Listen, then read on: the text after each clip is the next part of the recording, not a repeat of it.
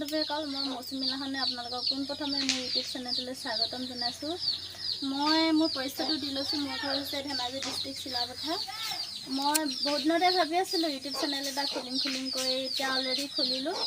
খুলি পিনি এতিয়া ভাবিছোঁ ব্লগ দিম বুলি, নতুন আপোনালোকক ভিডিঅ' দিম বুলি।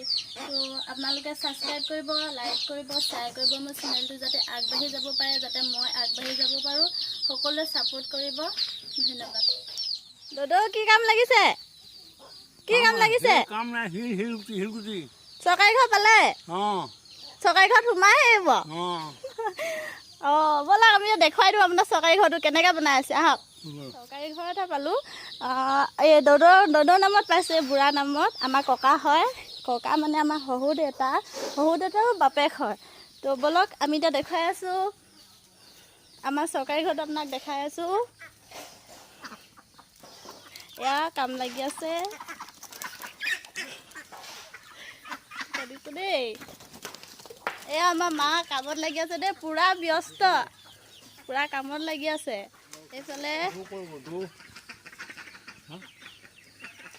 এইজন আমাৰ ঘৰ পোৱা মেইন মানুহজন।